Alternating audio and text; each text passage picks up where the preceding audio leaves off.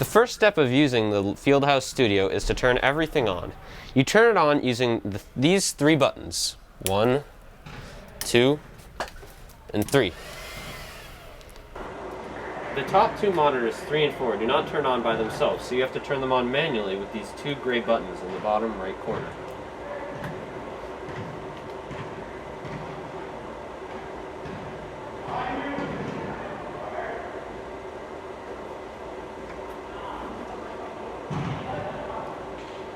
To control the cameras, you use the selector switches at the top right here. You can see labeled 1, 2, 3, 4, and 5. This purple board can only control cameras 1 and 2. You use the joystick to move them up, down, left, and right. If you want to use cameras 3 through 4, you have to use this gray board right here by pressing 3, whatever camera you want to use, and then just using this joystick. Make sure you're using Control A for what number you're picking. And that is how you control all the cameras. Next, you have to open up Livestream Studio on this computer. A side note, make sure you've turned the monitor on using this remote if it's not looking like you can't see it. Now, put it in full screen. Using this software is really simple. You have two modes. You have preview and input. Preview is what everyone at home will be seeing. Input is what you see here. To change the input, you have to use these numbers, 1, 2, 3, 4, 5, and 6. You press what camera input you want to go to live TV. But if you want to see a camera input without putting it on live TV, you use these green buttons here called preview. You can select your preview by hitting any of these buttons and it will go to the corresponding number. Now we're going to go over how to use the graphics in the Fieldhouse Studio. You can select which graphic you want to edit by using the GFX 1, 2, and 3. You can have up to 3 graphics preset at a time. To push a graphic to the live TV, you can hit this push button for whatever graphic you want to use. So if I want to put graphics 3 on the screen, which is this thing right here, I would hit push on graphics number 3. And as you can see, it is now live on TV. If I want to take it off, you hit the pull button, which is right above where the push button was when you were trying to push it.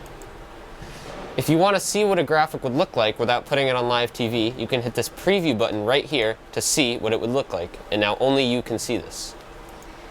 Now we're going to go over how to edit your graphics. To edit a graphic, press this little paintbrush and you go into the graphic editor. You can see all the things that are going to be on your graphic and where in the screen it's going to be placed. You can change the sizes of text boxes using these little things. But for now, we're going to be making a scoreboard.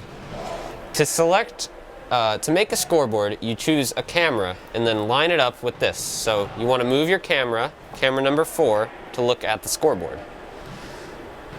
Once it's looking at the scoreboard, you can line up the shots on here by using the crop tool to get it to the perfect angle you want. So to get the time, you'd go into crop and then crop the time box in on there on the scoreboard, and then you can move it to where you want your timer. Now for the scores, you do the same exact thing. Go to crop and then make sure you put a square around where you want this to appear on your scoreboard. Do this for both teams. That is under the settings tab. Don't hit scale, hit crop, unlike I did.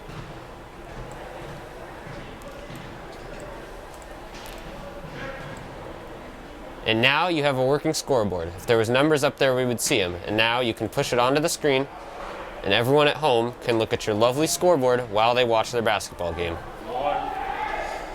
Now we're going to be going over how to turn the studio off. First thing you should do is minimize this tab and then hit the red X and confirm that you want to exit Livestream Studio. Then click the Windows button and power down. Then you want to turn off the 3 switches that you used to turn it on, except this time there's only 2. So you click this one and this one, and now everything should turn itself off. Sometimes this takes a little while to turn off, and you should wait until it turns off before you leave, just to make sure that it does in fact turn off.